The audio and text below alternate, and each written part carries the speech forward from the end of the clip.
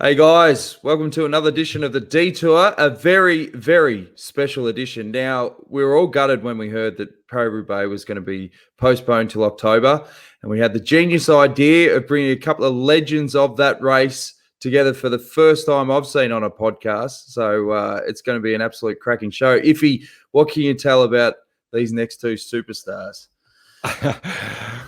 Well, we can probably I've got to get my little thing open. See here, won't open now. Here we go. Well, look, Stewie, of course, we have him on quite regularly. Stuart O'Grady, close mate. I even raced against his dad, winner of Paris-Roubaix in 2007, podium Tour de Flanders, yellow jersey and stage winner Tour de France, Olympic gold medalist, world champion on the track, and probably Australia's greatest all-rounder. So that's an easy one. We talk about, but now our other guest, he turned professional in 2000. Fabian Cancellara. He's achieved great success in the classic monuments. He won Paris-Roubaix 3 times, the Milan San Remo, and the Tour of Flanders 3 times as well. He's won the opening stage of the Tour de France 5 times, has led the race for 29 days total. That's the most of any rider who's not won the Tour. He won general classification of the Torino Adriatico, Tour of Swiss and the Tour of Oman. In 2008 Olympics, he won gold medal in the individual time trial and silver in the men's road race at Beijing. In 2016 at Rio, he won the Olympic gold medal again in the individual time trial for the second time in his career. And in addition, Fabian has been the individual time trial world champion 4 times, including Geelong in 2010 or 11, whatever it was, on a course that I designed. So you had to drop that in, didn't you? So, Fabian, great to have you on board, mate. Good morning. Good day, mates. You missed your intro, Stewie. I was just raving about you. So there you go. So we're live. We're on air. Well, we're not live, but we're running the tape. So this is all going in, unless it's really bad. But before we get going, guys, I've got to actually have a go at Dan Jones. Now, Dan Jones, who's supposedly the expert at producing and putting these shows together, who's always ready to stick it up me whenever I make a little mistake or faux pas, which is quite regular. It's quite regular. But our last show that we did, which was with you, Stewie, and we talked about Tour of Flanders, and I don't know if you managed to listen to it yet, but he stuffed up when he did the cut and paste. He left in John, really rough you got one of the biggest names in the history of cycling, and you've just chewed up a minute talking absolute dribble. I think we should just get straight into the interview. Yeah. We don't want to hear about mistakes. You can't wear it, Dan. You can't wear it. Boys, let's get into the juicy stuff. Paris-Roubaix has obviously been delayed. We're gutted because we wanted to watch it this weekend, but it must hold obviously some great memories for you two. And you guys used to room together. What was that experience like, Fabian, back in the day, rooming with the Freckle? Why the Freckle? No, I think it was definitely the best times. Being with Stu in the room, and first of all, I didn't really knew so much about Stewie. Then like this Australian slang, like talking already before when I listened all to you guys. I mean, I had to really slowly step by step getting in. But no, I think definitely super good times, and not just as with the teammate having in the room. No, it become a friend, and I think this is something that lasts definitely much longer than just being this experience together in a room. But I think he came from another side on another experiences from the Cofidis years, and you have mentioned before the all-rounder, and I think he's definitely the all-rounder, not just on the bike but just in total and generally. And we shared many days together, more together than with our wives and families, because we've been like on travels, on living out on the suitcase in hotel rooms, and we have won, we have lost, we had a few Negroni beer as well together.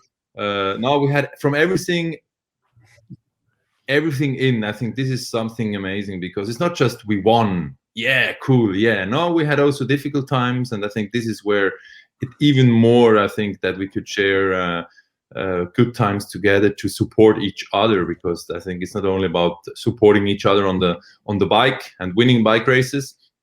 It's also supporting each other on private, on regular stuff. I think this is also really, really important. Stewie, what was Fabian's approach like to Roubaix? What was his routine like, particularly the night before the race? Yeah, look, first of all, it's great to see Fabian, and thanks very much for getting up so early. I know it's only 7 o'clock in the morning. You're looking pretty sharp for 7 o'clock in the morning. I've been running kids around Adelaide, so and I'm the late one. No, look, I think when I went to CSC, it was a massive change, as Fabian kind of touched on. Coming from like that all-rounder,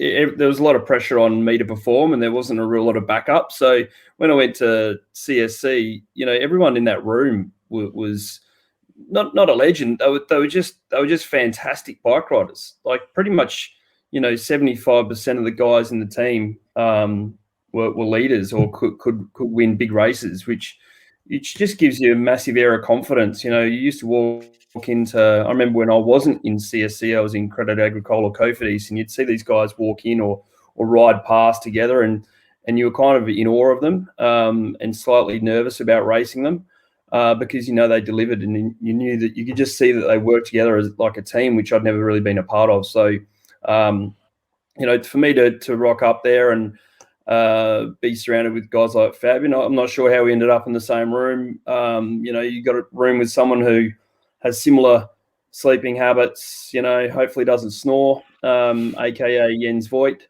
and kind of went to bed around the same time, which is not a Carlos Sastre who's still talking to his niños at 1 a.m. when you're trying to get to sleep. He's on the phone to the kids. So Fabian and I we just started rooming together, and we got put together, and that's kind of it. So I guess seeing someone prepare for a Paris-Roubaix or a Tour of Flanders, Milan-San Remo, or any race that we went to, I was always really surprised how the big riders were different.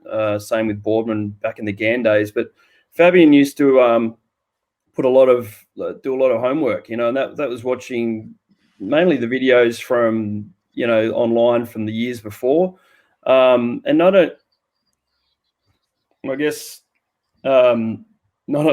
sure what happened there. Not only the ones that he won, but the ones that he lost. So it was just he'd kind of go over the race, we'd go over it together, kind of discuss tactics, and then to be able to watch Fabian deliver what we kind of set up and spoke about was always just was amazing to watch. Iffy? Yeah, so I was going to ask you, Fabian, your first Paris-Roubaix in 2006. How much did that mean to you? I know it was an event that everyone aspires to win, but just how big was it for you to win that first one? It was a special one because it was like after 82 years, no Swiss has ever won at the time again this Roubaix race. But I think for me, like the biggest change has been like coming into the new team, like Team CSC, like Stu explained a bit. We have met first time, and also the whole environment was different, and of course my condition or working hard for it, going for it, and have won a time trial at the Tirreno, and being in Tour of Qatar, Oman. I mean, just being around on those races is the one thing, but then you go to the big ones, and I wasn't really like a favorite. Like I've been not at the time already like that guy that was watched and looked. There was still many others. I think it was a super team effort from the team, because it got split quite early, and then the moment came, and it was not even meant to attack, because when I always look back the race, I still today get goosebumps and an amazing feeling of how I rode, and having always this dream that, hey, winning once the Roubaix, winning and arriving alone in the velodrome, that must be something special. And this is also something I said, hey, I want to achieve that one day. And it came somehow quite early, but on the other hand, when you get it, you take it and you go and you give everything you have, because everything was perfect, surrounded by the support from the team, and then you can finishing something like this with this Vladimir Gusev and then attacking away or accelerating away and ending something like this, and maybe this is a small secret, but this is small insight. I said the day before when we left the hotel, or 2 days before, I said, we coming back to that place and we're going to celebrate. And this is actually what happened.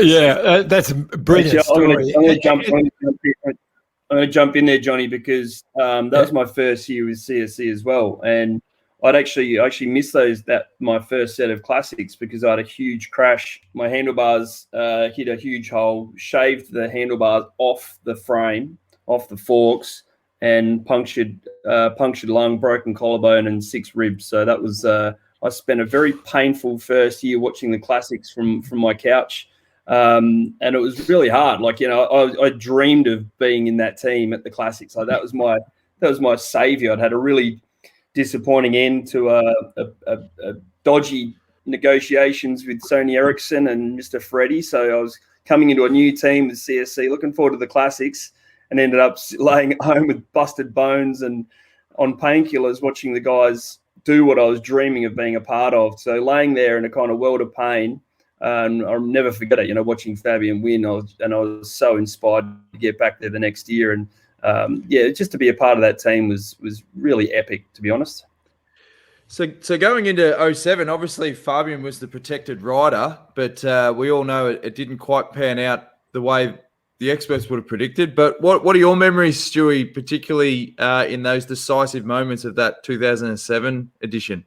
Yeah, look, obviously remember it pretty well, but I'd had a really good lead up I was really going well in the classics, and I think I ran 4th or something in San Remo. I don't know, I was up there somewhere.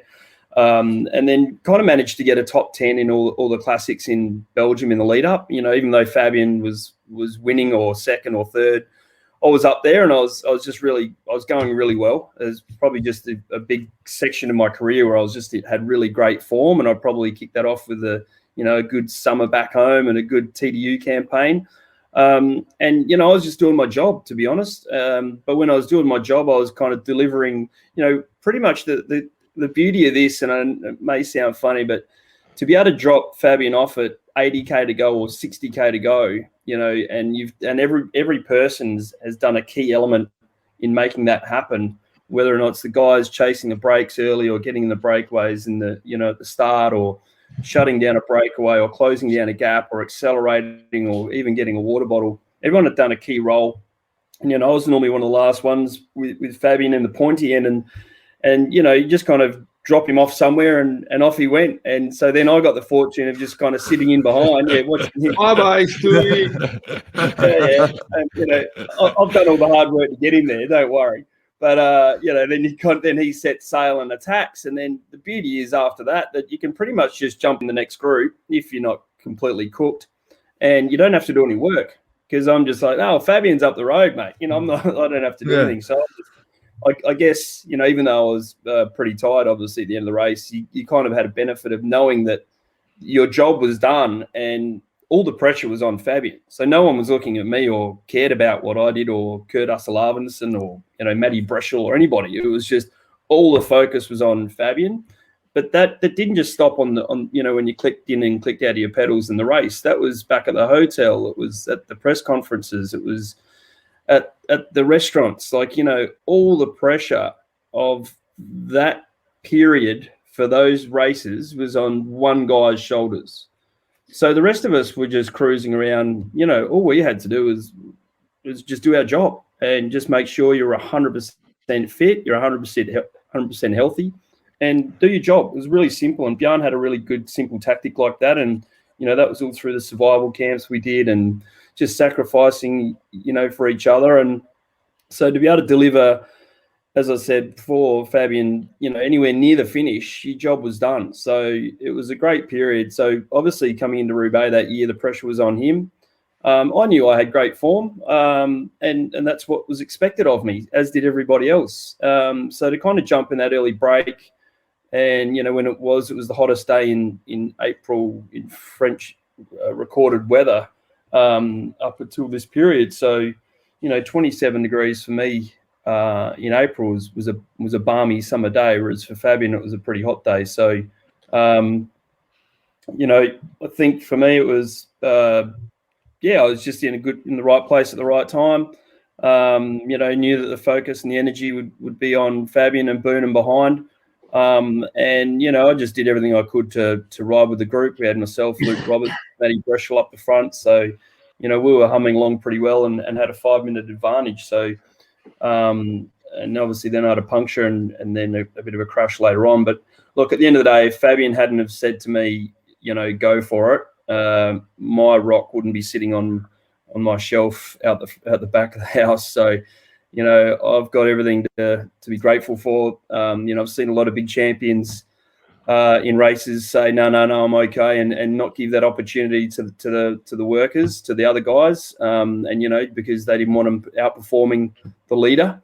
Whereas Fabian didn't hesitate. He said, mate, you go for it. He was, he wasn't on a winning capable day, and didn't need to be asked twice, that's for sure. I didn't get many opportunities, and it's probably the only time, or maybe Grand Prix Zurich, where Fabian helped me out a lot as well, which was another, great result that I personally had, and it was at the thanks of Fabian.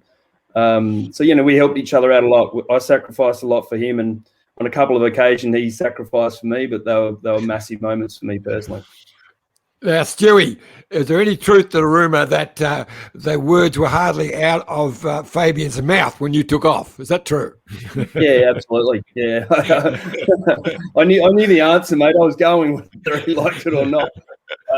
No, look, it was just at that time though, and this is fair dinkum, that just as we were talking, Roger Hammond and Vestman attacked. So I was literally talking, and I could see as I'm talking to Fabian, they were going. So he gave me the green light, and I had the 2 rabbits ahead of me, which I chased. Then I luckily got to sit on the back of them, because we had Lars Mikkelsen and Matty Breschel still out the front. So I got a free bus ticket across to the front group, even though I'd been out there for the breakaway the whole day anyway. Just those little efforts along the way. Next minute it was there was a moment to attack, and it was just instinct. There was no tactics then. There was no talking on the radio. It was just attack moment, instinctive moment, and it worked out. I've heard you mention in the past, Stewie, that you might have days like that in terms of how good you feel once a season or whatever. Was it one of those just unbelievable days in terms of how you felt? Yeah, it was. But I think a lot of that, yes, it was, but a lot of that is also psychological. I mean, for us, that was the last big day of our classics campaign, and you're all in. This is what you've been thinking of, and when you've been out training in November and December and January, you're thinking about Flanders and Roubaix. I was on a great day, and they didn't happen very often. 04 at the Olympics on the track was one of those days. I can pretty much name those days where it's almost just like you've hit the pinnacle of your performance. Your legs didn't hurt as much as other days. You just felt good. You're confident. Things didn't always go in your favor, but you made the good decisions. Any other time when I attacked or punctured, in the Durrenberg, I would have time trialed to try and get back. That day I went, it's done. I'm not going to catch these guys again. I'm going to have to wait. So just all little things that, which is just experience. If he's just going to ask Fabian, we don't want to go on about all Stewie's victories. We'll talk to Fabian about all his great victories. We'll need another hour and a half. I'm done now anyway. That was my one story. Sorry. But I wanted to ask Fabian's recollection of that at that time. You know, I remember, well, Stewie has punctured. He's coming back. So he's actually getting a bit refreshed as he's coming back. And then the bunch was really hammering, trying to close it down. When you had that conversation with Stewie, what are your memories of that? Yeah, I think, I mean, Stewie went pretty deep already in all those insight. I think, of course, when you have the whole bunch, the whole world is watching you, the whole world is just looking at you, what you do. Of course, it's not easier. And of course, the year before I have won. So, yeah, it came like that at the favorite straight away, Fabian. And yeah, the race developed quite good for us because Stewie was in the front. Was a tough start, but of course having someone up there is always really, really important and good. And I think with the bunch that was there was actually perfect. But still, we followed our plan that everything goes from that. That later on might be an attack from my side, but then this attack actually never came because things has changed during the race. It was hot and it was hard racing, and then the back, of course, everyone was watching at me, and then also the situation came where Stewie had the puncher in Arnberg, and we catched him, and then he said, "Hey, I'm here. I'm doing what you need. Tell me." And they said, "Yeah, you know what? When a few attacks came and things went just strange. It felt just a strange day, and then I said, "Hey, Stewie, go," and to somehow use him again to that." The others are watching me, and so, but they don't watch Stewie. So Stewie went, and it was definitely the same again, that they don't watch really Stewie because he was out in the break, so he. But then things has changed totally, and everything came towards us, and I think this is the moment where I was even more happy, or I was double happy. I was like as happy as I've won as well, because when we finished and knowing that Stewie has won alone, and the way he did it, the way he managed, the way the team did it, and it's not just take, use your teammates just for you for win. I think on the end it's always give and take, and not just take and give. I think first you have to give, and this is for me always important, and especially at that day. To give green lights is not just it's nice. No, of course, it was super good that this came, and Stewie said it's about not every day on the bike race you have perfect legs and everything goes perfect. Sometimes it doesn't go, but then you need to have the character also to say, hey guys, it's not my day, or something doesn't go to the direction we wanted to follow in our tactics. And the day came, and things has changed, and still my ego that is big, because I raced for winning bike races, but my ego last to that moment definitely like, no, I don't need to have an ego, because on the end I'm a team player as well, and we only win as a team. And I could destroy the whole day in one single second, but this wasn't the case. Actually, I turned it the whole thing towards for our favors, and super happy that Stewie could bring the crazy heavy stone to down under. Something special, because he's a special person. He means so much for me, and having seen him winning with the family around him in Roubaix and the Velodrome, I mean, hey, this is unique, this is special, and he deserved it so much, not just what he did on the past, but that day did even really show more how much he deserved it, because we raced smart, and he raced super, super strong, and he was the deserved winner, definitely. Fabian, given how strong you were during that period, how frustrating was it becoming that marked man? Because essentially you're surrounded by wheel suckers. You know, they don't want to do a turn, and essentially, I mean, how many more classics could have you won? Yeah, I think you have mentioned the words now about being marked. Even in the year with Leopard, when we did Harelbeke, the Stewie definitely remembers super well that race. I mean, everyone was just watching and waiting. I mean, I could probably, if I will go for a pee, they will stop. If I go for a coffee, they will go for a coffee. And I mean, the way I won races hasn't made it everything easier for me. being not marked. So somehow it was my mistake, because if you race so good and strong and the way on the attacks and so on, it came by normal that they've been watching at you, and that you have I had a big cross at the back of whatever I'm doing. Everyone is watching, and this doesn't make riding the bike, and especially when you go for the classics, racing easier. But I was always working hard, and then when it wasn't hard enough, I tried still to work harder. I did a lot of homeworks, trainings, and sacrificing, and getting better gears, getting equipment, working on the team side with the riders. I mean, we worked on all many levels to just be better than others, and because I do not want to lose races, I win bike races. Well, I was going to say, both of you touched on something that I've watched over the time. CSC, that team that you guys raced in, was very, very special. A camaraderie that I don't think any other team has ever matched. The way you all guys just bonded together, would do anything for each other.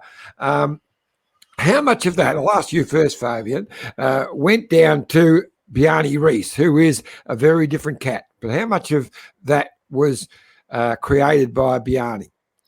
I think when I joined the team, I remember also when I had to talk before joining the team, it was about the team. It was about getting more out of the team, and then of course you joined, and then you do those training camps, and then he was really working on the team spirit, that everyone's character put in the right place, and this training survival camps we had was not just like fun. I mean, it was a purpose behind, and of course we had damn hard time, but on the other hand, we connected even more together. We worked, and we went through, let's say we went through the shit, and if you go through the shit, then things comes even more, that you can work closer, and then you open also yourself towards the others.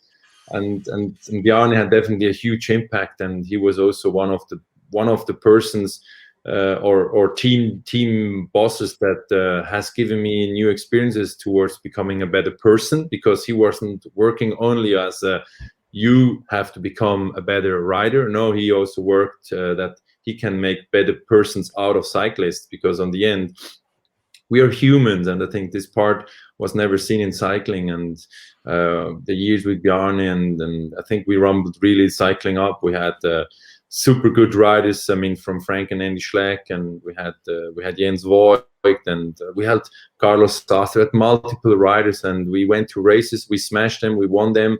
We worked we helped each other, and never someone said, no, I do not did. No, we did what we did. We went to the front, we pulled, and we worked for someone that had the day to win, and we did it. And so that's why it was a successfully many years with Bjarne Riis. And Stewie, just I'd like to have your comments on Bjarne as well, because I know you two got on really well at times and had a few run-ins as well. Tell us about the run-ins, Stewie. Every relationship has run-ins. No, look, I think there's one thing you got to think back, early 2000s here. I've been a pro for quite a while, but Bjarne brought in a thing called philosophies, to a cycling team. It was something that I'd never come across in my time, in the French teams. And, it was all about respect, communication, sacrifice, commitment, and we're sitting there at the start of the training camp and talking about these kind of things, which I'd never heard spoken about in a cycling team before. And a lot of it just made sense. It's about respecting your teammates, respecting the mechanic that is out there working on your bike at 10 o'clock at night. It's respecting the soigneurs who are, lugging your suitcase up to your room, doing everything. The whole team was just around to make you better for the team. And everyone gave 100%. We raced hard, we trained hard, and we celebrated hard if we'd won. And it was just a good feeling. It was a great time. It was one of the best few years in my career and my life. And as Fabian said, as a person, and, bringing your families in, bringing your wife and your kids to the races, stuff that hadn't really been done before and was more frowned upon. We were out there, absolutely turning ourselves inside out for our teammates, but we were winning and delivering and having a bloody good time at the same time. Hey, Fabian, how tough was it when you found out that Stewie was going to leave the tight-knit group and join Green Edge? It wasn't easy. I think we have done so many years together, but I think it's not. I'm not married with Stewie, so I mean Stewie had also I don't say career ending, but of course he's an Aussie and Green Edge is an Aussie team. I mean, was this opportunity, and I think it was right to do it.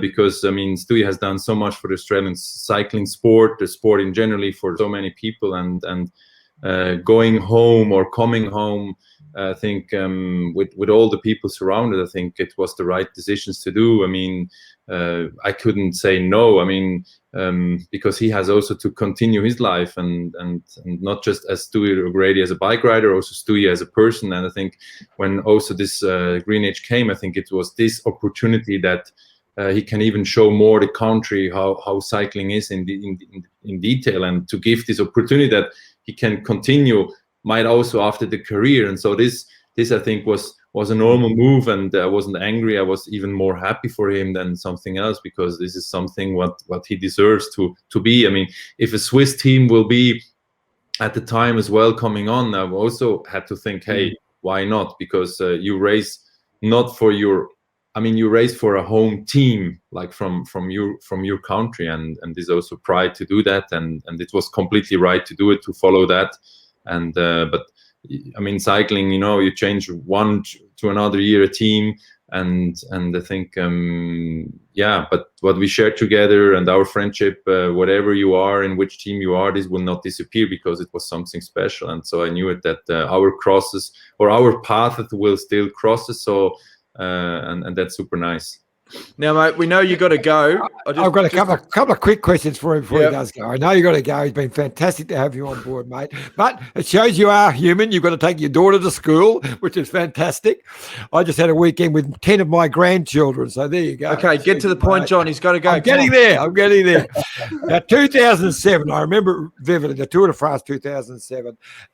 We'd arranged with Stewie to grab you for an interview. You had the yellow jersey, but you had a long bus ride, and Stewie put on the Detour de France video, which Dan and I had made from 2005. And so when you got off the bus, you guys knew all about us, which was fantastic. And I gave you a kangaroo badge and all of that.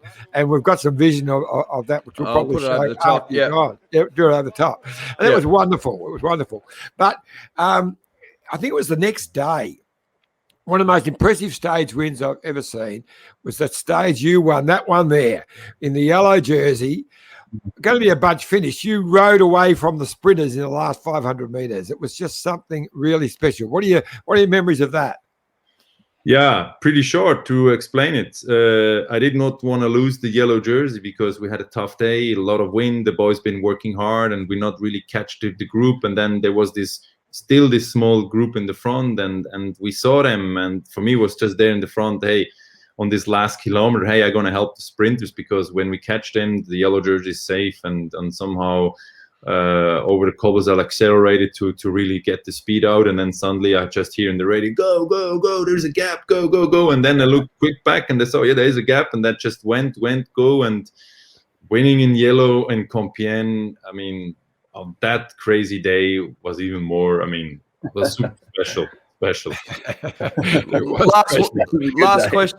Last question. They're all talking about the current crop of riders, Fabian, your Van der Poels, your Wout van Aerts and Alaphilippes. How would have you gone against these guys in your prime? Would have Spartacus slayed them all? Yes, like always. No, I think it's a new era. It's a new time. So I guess I will be also up there at the. If I will ride today as a young boy, I think I will be probably up there as well. But I mean, this is a new generation. It's nice to watch them and it's super cool. It's a new way of racing with such young boys. It's super cool for cycling, and it's exciting to see the next few races.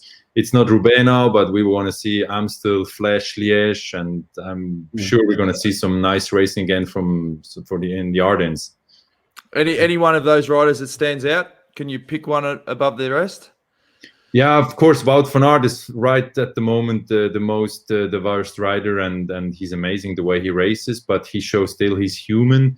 I think, and this is good about that, we see still the humans when they have crisis in races, and they're not just robots. So yeah, that was the first part now of the classic season, and now we see Pays Basque, and then we see the new riders coming in for the Ardennes. So it's going to be fantastic.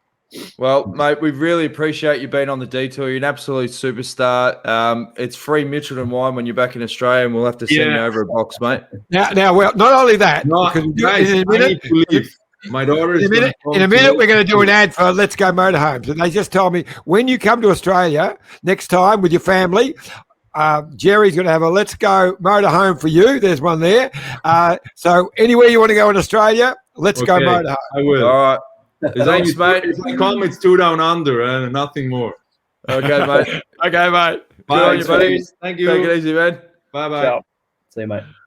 What a legend, Fabian Cancellara. Hey, Stewie, we can't thank you enough for organising that, because if it had been a cold call from Johnny Chavarri, he would have been like, who's this? I was a little bit concerned with the time when he said, can we do it at 11 a.m. Swiss time? And I actually said, sorry, mate, I've got to go watch Port beat Richmond. He didn't quite get that, but it was good enough to. I don't quite get that either, because I don't think it's going to happen. Although you never know, But it was an interesting question at the end. Do you think in his prime he definitely would be up the pointy end with the current crop of riders? Oh, absolutely, no doubt. Yeah, I mean, look, you're talking with one of the biggest classics riders in history. Look, it's that. I guess the good old question of, gee, would have Eddie Merckx been up there at the same time? I think you've just got to compare athletes to the time that they're in.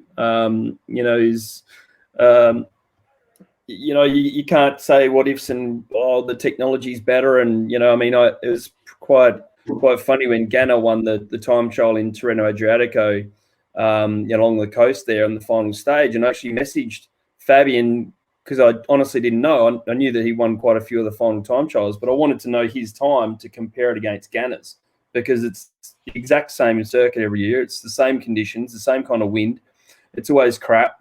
And I wanted to see, how much how quicker Fabian was than Ganna. And he replied back, he beat my best time by 2 seconds. And sorry, that was Wout van Aert, not Ganna. Which blew me away, So Wout van Aert, who'd won the first stage in a bunch sprint, comes out on the final day and rides 2 seconds quicker in the time trial than Fabian's best time, just to give you a bit of perspective. So, I think, Wout van Aert at the moment he's just at the prime of his life, to be able to win time trials and bunch sprints. Can't think of too many people that have done that.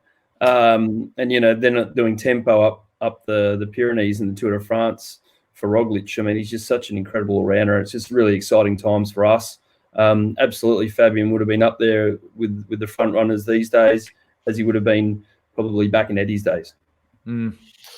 So I just wanted to well, we had Fabian there talking about 2007 Tour de France, and I thought, well, we just slip back to London for the prologue, which Fabian won by a big margin. But you were on track to maybe even get on the podium. You were really on there for a really quick time, but you managed to lay it down on the last corner. So what are your memories of that one?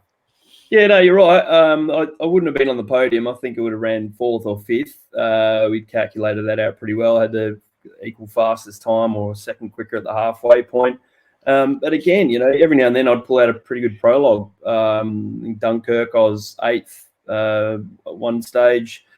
Every now and then I'd pull out a good time trial. But the one in London, I think, again, rooming with Fabian, in the classics, it kind of didn't demoralize you, but it kind of went, well, I'm just here to work. You're not here to win, and you're not really thinking like in the winner's mentality. You're there as a helper, and you're not walking around thinking I'm going to destroy everyone and ride everyone's legs off. So it's a really different approach. But in London, I knew it was a pretty cool course. It was the first time we'd been back to the UK since '98. And I was just excited, and it was a cracking day. And I just went, you know what? I'm going to have a red hot crack. And yeah, I was on a pretty good day until my foot actually hit a hay bale turning on. You know, when you're pushing the limits, especially for me that was 100% all in. You know, I just overcooked the corner. It's pretty simple. So my foot actually hit a hay bale, which pushed my foot into the back wheel, and next minute I'm sliding down the road on my ass. So things went from hero to zero really quickly. But even then, you know, the boys were really annoyed because we would have won the team's classification. I remember Jens going, "Oh, good on you, Stuart. You crashed, and now we don't get the red numbers the next day." I'm like, "Well, where were you, Jens? You didn't see you in the top 10."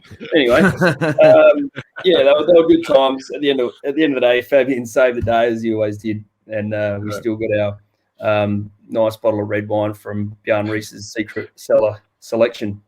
Yes, well, just to finish that story, because I was ghosting a story for you were writing for Cycling News. Well, back that were the early days. I used to ramble it out, and you would just say, "Yeah, that's close enough," or whatever. Later on, you started doing it all yourself. But this one, I remember. So it's the prologue, everything, and then you're gone to hospital. I've rang the team, and they can't tell me anything. All they told me was, "Oh, look, nothing's broken, and he will be starting tomorrow." So I had to write this piece pretending I'm you and saying, "Oh yeah, I just overcooked at a fraction, and yeah, but I was disappointed because I reckon I wasn't far off the podium, blah blah blah. But I'll be there on the start line tomorrow." See, and I said, and then there's you saying, and in the classic words of Leonard Cohen, "I'm aching in places where I used to play." And the next morning, I remember talking to you, said, "Who's Leonard Cohen?" But you're a fan now. Yeah, absolutely. No, look, well, the worst part of that is the next day I'm on the front for 120K probably. So, doing a little time trial on my own. Before we let you go, Stu, is there any particular victory that Fabian had that stands out on top? It's a good question. It's funny. I mean, a lot of them kind of morph into, just that he went out and won. I think the Tour of Flanders, where he was in his Swiss national champions jersey. There we go. Look at that. How good's that for prep? Geez, That's quick. About that. That's unbelievable. That was one where I think we've been winning a lot, and just the pressure that he was under was just unbelievable. And again, a lot of my work wasn't just riding on the front and closing down breaks and getting in water bottles. It was doing it was almost like counselling in the rooms in between press conferences and training rides. So everyone thinks because you're a superstar that you've got life sorted out, and quite often that's pretty far from the truth. So there was things going on in the background, and just being with him and working through all these in the build-up. I mean, we're on the road together pretty much from the Tour of Oman, all through Qatar, 1 month in Kortrijk, in Belgium, racing and training and damage control, bike rides, and then just keeping him focused but also level-headed.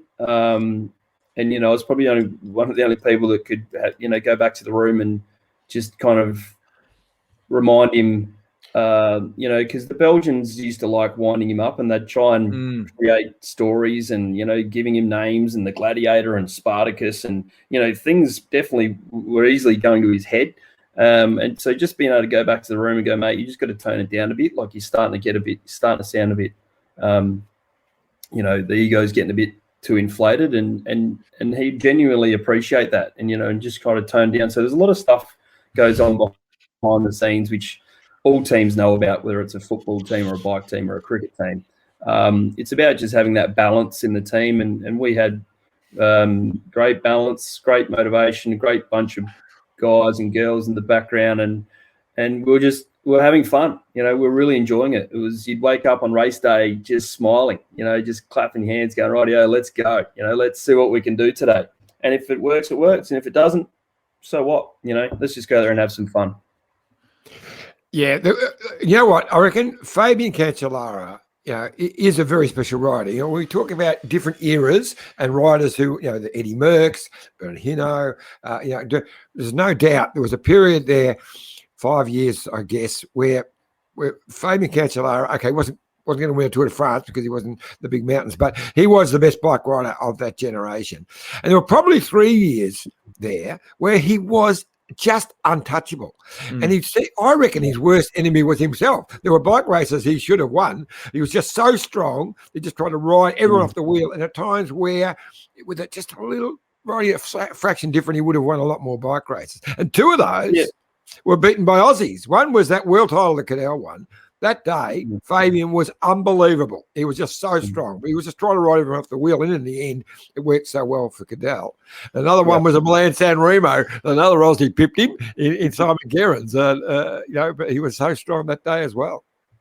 Yeah, when you were with him and he was on those days, it was you're just proud to be a teammate. It's just the roller coaster in the build-up and the years of build-up. It's not just, the 1 week or the 1 month beforehand. It's the 12 months. It's the 24 months. It's it's the whole build up. It was they were just great. They were great times. They're some of the best times of my life. It's just great to be able to catch up with him now. And again, that's just one of Bjarne's philosophies of respect. He's good enough to jump online at 7 a.m. Before taking his girl to school and have a chat. So that shows you the kind of bloke he is. And it's just a pleasure. You can really sense your chemistry with Fabian as well, because I think you touched on something earlier. Like, the media was savage towards Fabian during that period. Remember when they were trying to drum up the whole mechanical, doping stuff and all that sort of shit? Like, you see now riders like Gilbert's pulled out of Flanders for mental health reasons.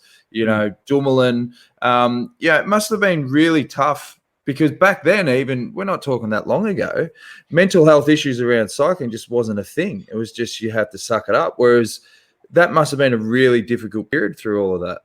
Well, especially when his main contender is Tom Boonen, who's the a living legend in Belgium at the same time. So the media are really out to try and find any little weak link in not only Fabian but the entire team.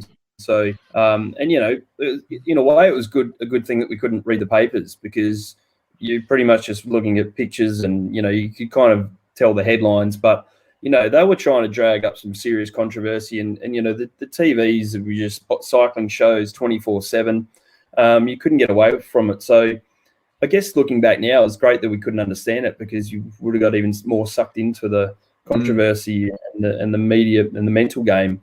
We just whack on some Netflix or whatever was back in the day and watch a movie. So, it was a really crazy period. Fantastic time in my career. As I said, some of the best years of my life. Got some good mates out of it. Good stuff, just one thing, Stewie. What we're talking about, that mechanical doping story, which was absolutely ridiculous. But I want to get just from you, because you were involved in that team. To do something like that and try and get away and hide it would just be impossible. But the fact that it was actually encouraged, the flames were kept alive by one ex-bike rider who wrote the story, and another top competitor who said, "Oh, well, maybe," type thing.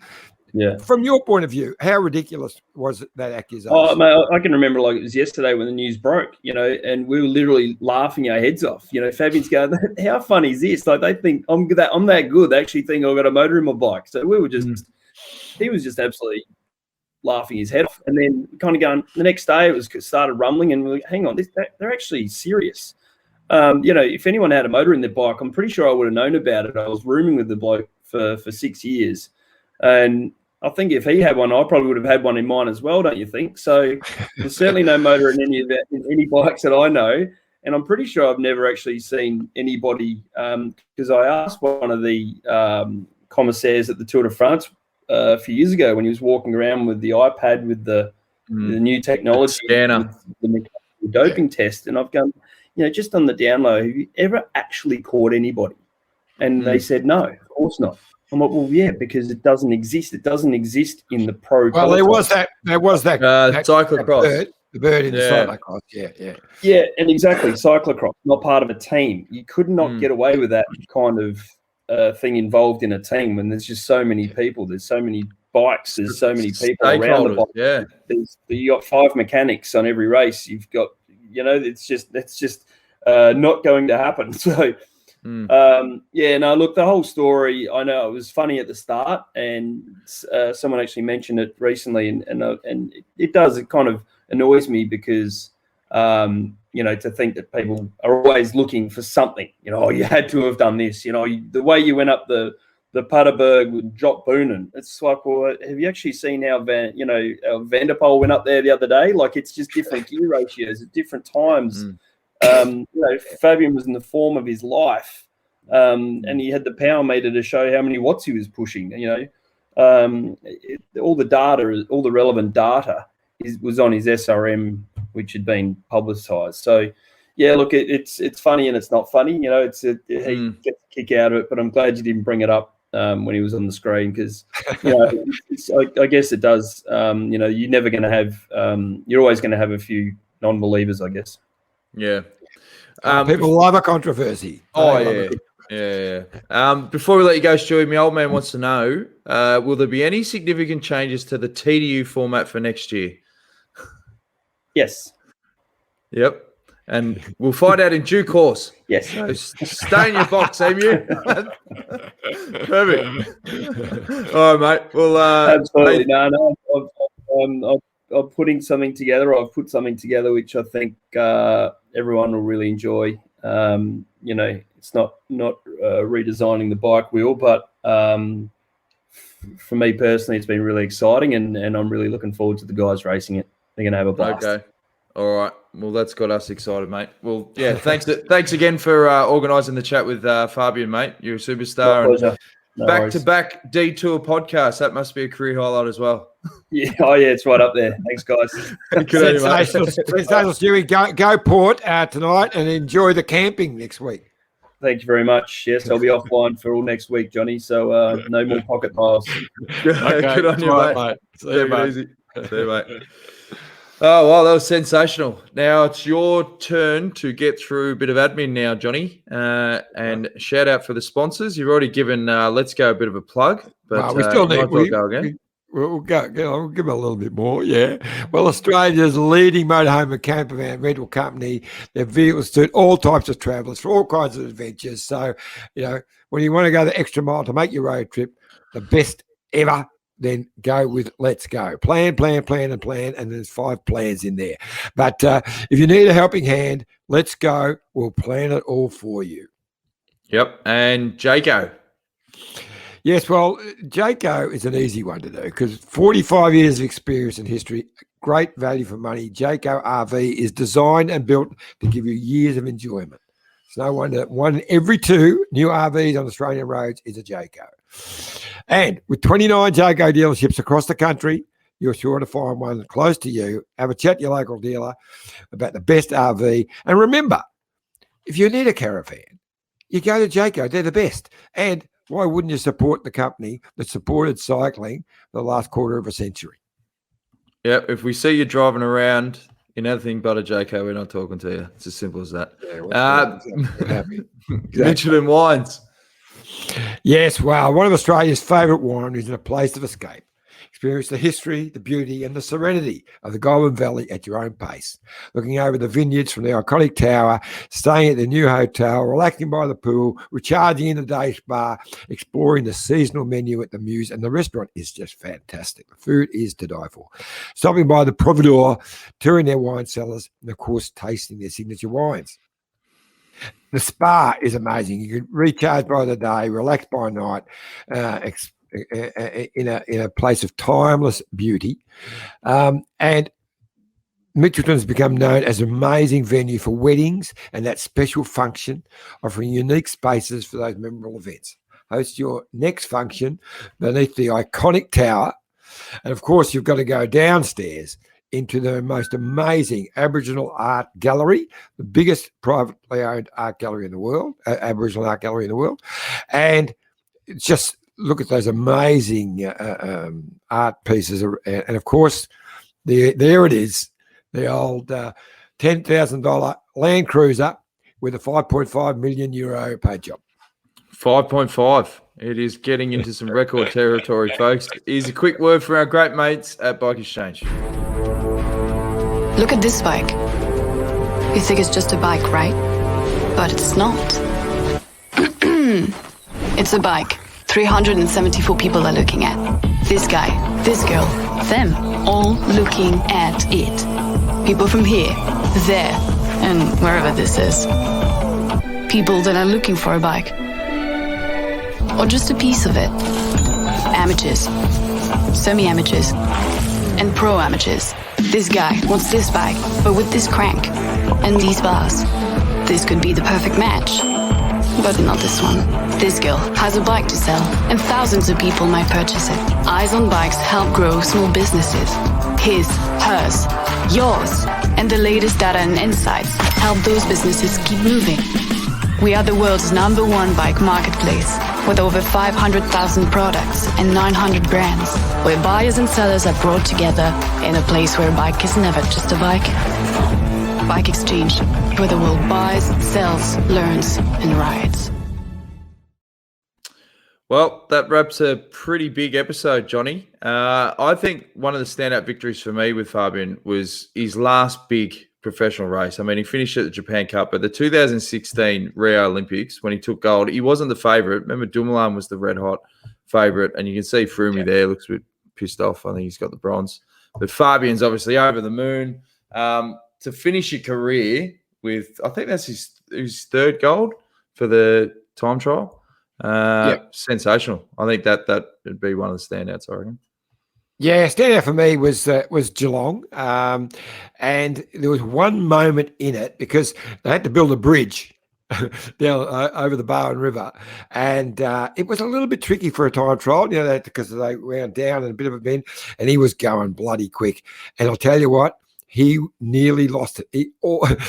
He wouldn't be raving about my world title course if he had laid it down, and it was close, but he creamed him around there. It was a brilliant ride. Well, it was a sensational episode. We really hope you enjoyed it on a day that should have been celebrated with a live version of Paris-Roubaix, but we thought we'd give you the next best thing. I thought it was fascinating, Iffy. And we're going to be chatting with possibly Matty Heyman next week, and we'll be previewing, obviously, we've got some big blocks of racing with all the Ardennes Classics coming up. So it's going to be exciting time. So remember to follow, like, share, subscribe, turn on notifications on YouTube, tell your mates about the show. Appreciate the support, and we'll see you again soon. And I was going to say, before you flick away, we're also going to talk with Mark Renshaw, who one of Australia's great road sprinters, great, brilliant track rider as well in his earlier days, and of course, most renowned for leading our Mark Cavendish, to many stage victories. But he's now settled down in his hometown of Bathurst, and one of the many things he's doing is open up a bike shop, and we thought we'd have a chat with him. So I'm really looking forward to that one as well.